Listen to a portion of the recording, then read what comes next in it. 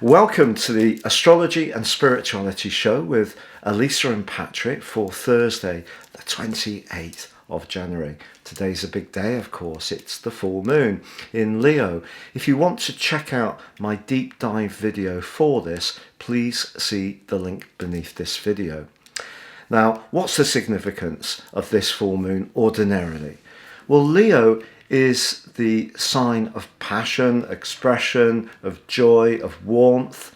And the sign of Aquarius is much more dispassionate. It's about the group, it's about society as a whole. It is about being individual, but in perhaps a bit more of a unique way, whereas Leo energy is much more our individual energy. I think Aquarius energy is our connection to others.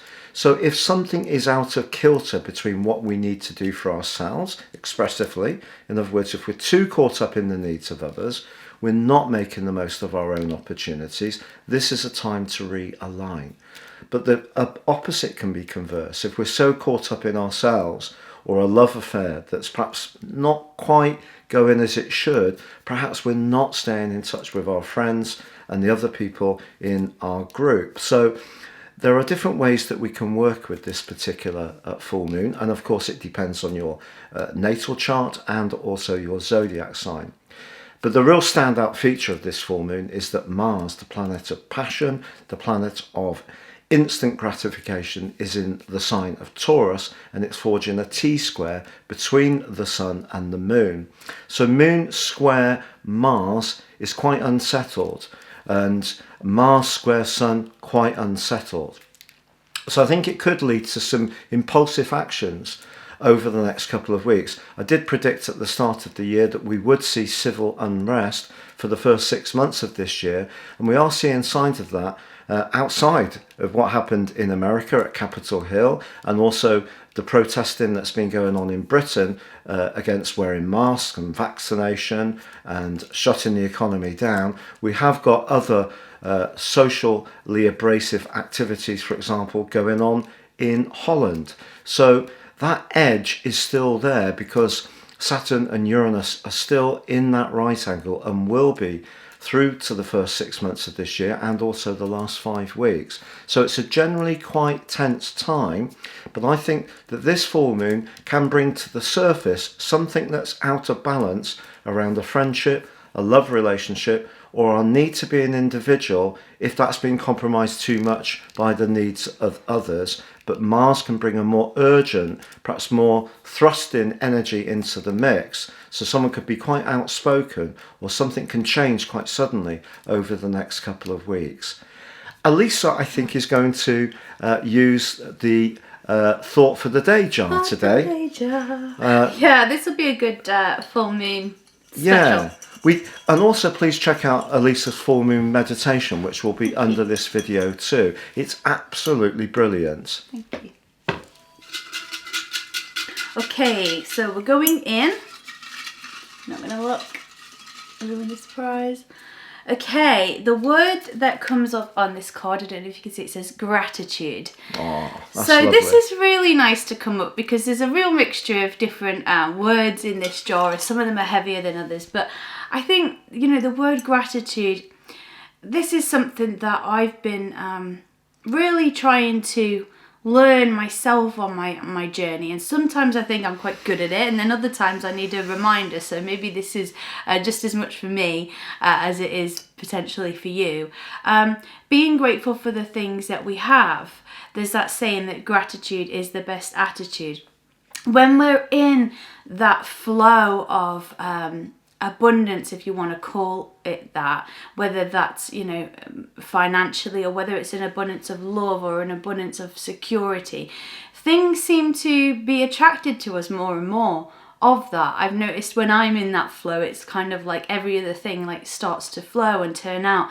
And then when we get out of kilter with that, it can be really difficult to get going again. It's almost like driving a car and it keeps stalling up the hill. So I think gratitude is a really good way to get us back into gear and help us to go forwards again. Yeah, it's a brilliant share. We read Thought for the Day. It's a Christian booklet that is produced by UCB in Britain. It might be available in the States as well. I know there are different forms of this, and very often what I find from reading Thought for the Day, or even thinking about astrology or that keyword of gratitude, it's really just checking how our relationship is with a particular phase in our lives. Like, Elisa and I have things that we want to happen at the moment, but there are other things that we're so fortunate about, and because those other things might not just be falling into place exactly as we want at the moment, the key is not to become too fixated on those things and still realise how lucky we are to have each other, to have food, to have warmth, because we've both experienced times in our life when we didn't have warmth and we didn't have that much food and we didn't have those more creature comforts that have become more the norm these days because we both had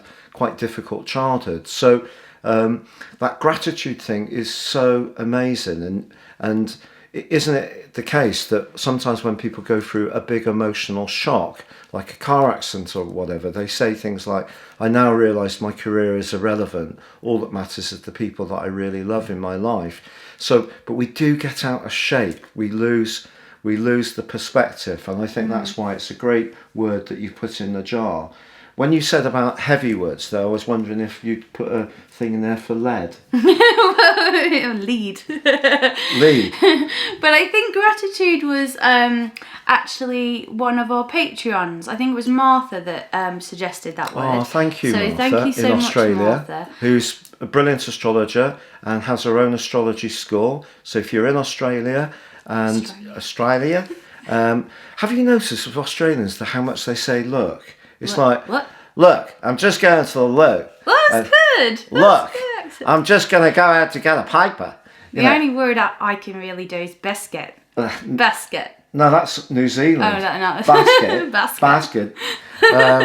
Hey, we digress as ever.